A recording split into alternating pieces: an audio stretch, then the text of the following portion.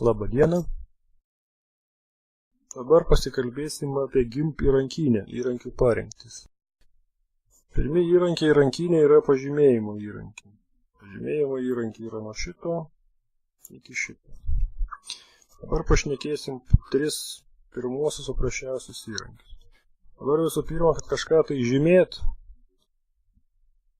tai reikia, kad ten kažkas tai būtų, kažkas susikurti arba įsikelti. Pas mus, kadangi nieko nėra, tai nėra ką žymėti. Nu, tai galim ką nors susikurti. Failas, naujas, galim susikurti bet kokio dydžio lapą. Arba kitas variantas, langai. Čia matote įtaisomi dialogai ir tarptų daugybės dialogų, kurie labai reikalingi, galėsit pasinagrinėti. Yra dialogas šablonai.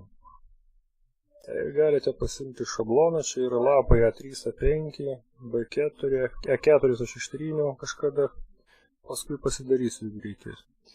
Tai gerai, darom B4. Ir dabar pradedam žymėti.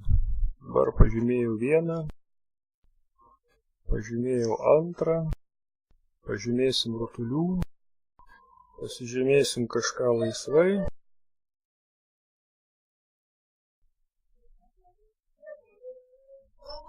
Taigi, prisižymėjau. Dabar atkreipė dėmesį, kad aš ką žymiu, viskas lieka. Dabar kodėl taip atsitinka? Taip atsitinka todėl, kad nors paprastai įsijungus programą gaunasi va šitaip. Kažką tai pažymiu, visą kitą dingsta. Pagal nutylėjimą prastai būna tokie nustatymai. Dabar kodėl taip atsitinka? Čia žemiau įrankinės apačio yra įrankių parengtis. Įrankių parengtis yra įrankių valdymas. Šiuo atveju tai padaro valdymas veiksena įrankį. Šiuo atveju pakeisi dabar pažymėtą sritį. Ką tai reiškia? Pakeisi dabar pažymėtą sritį, tai reiškia, kad naujas pažymėjimas pakeičia prieš tai buvusį. Labai paprasta. Taip. Čia irgi pakeisti prieš tai pažymėtą sritį. Čia irgi pažymėjimą pakeisti prieš tai pažymėtas. Jeigu jūs tik įsidėgėte gimpą, tai pagal nutylėjimą pas jūs ir bus va šita komanda. Dabar galim pabandyti kitas. Tai čia jau mano įjungus kompiuterį buvo šita komanda. Kai visi pažymėjimai išlieka, galim prisižymėti keistų krengelių.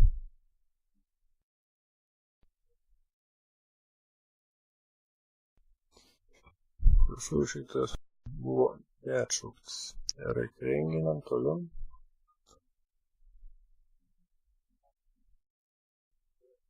Ir taip. Prikrengeliuosim tai. Ir taip. Šitam vėl nebežymėjau. Nu, dabar jau tikrai prikrengeliuosim. Ir va taip. Ir va taip. Nu, taip. Nu, šitaip. Gerai, prikrengeliavom. Sekantis yra atimti iš dabar pažymėtos srities. Nu, tai šituo atveju galiu pavyzdžiui išpjauti čia skylę. Dabar žiūrim, ar tikrai skylę padariau. Paėm teptuką ir nuspalvinam.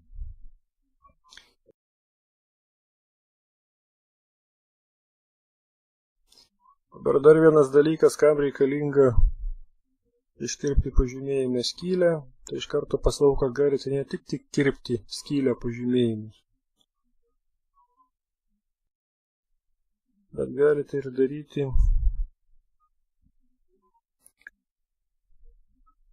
Ctrl A, kad pažymėti viską.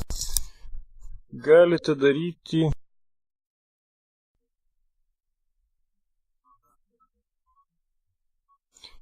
sakykim taip atvirkščią pažymėjimą. Dabar aš čia pažymėjau, bet kadangi buvo atimti iš dabar pažymėtos srities, tai yra kaip ir pažymėtas visas paveikslėlis.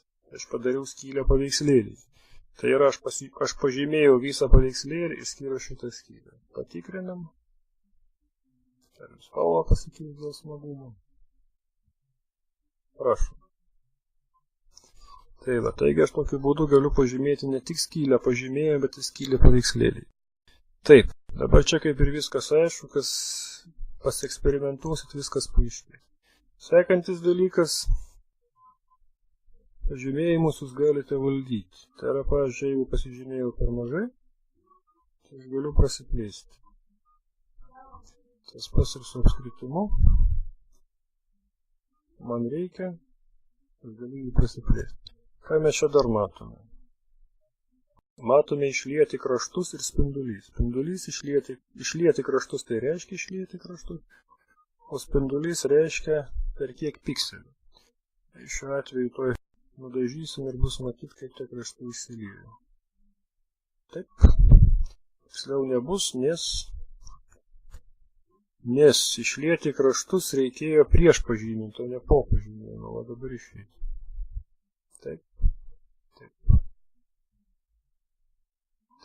Nu va. Kontrolė A. Kraštai išsilieja. Ką mes čia dar matome? Jeigu matome keturkampį, tai dar matom apvalainį kampą. Jis irgi reiškia tą patį, spindulys. Paprasčiausiai žapalės keturkampio kampus. Ir per kiek pikselių. Taip, toliau. Išplėsti nuo centro. Išplėsti nuo centro susijęs su jo valdymu. Jeigu aš šitą varnelę nuimsiu, tai jisai tampys tą vietą, už kurios aš tampysiu. Jeigu uždėsiu, tai jisai plėsis nuo centro. Taip. Ir taip pat galite jį vedžioti po paveiksliuką. Taip. Dabar ką daryti galima, kam reikia žymėti. Tai su pažymėta sritim, kaip sakiau, galite dirbti. Tai galite dažyti, kopijuoti.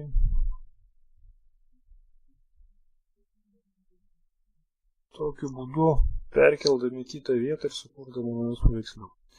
Čia dabar aš paišiau dėl vaizdingumo apskritai, tai taip galima savaime suprantama daryti ir su nuotrauka. Tai dabar apie paprastus pažymėjimus ir jų savybės kaip ir tiek. Apie kitus pažymėjimus papasakosiu kitoj pamokoje.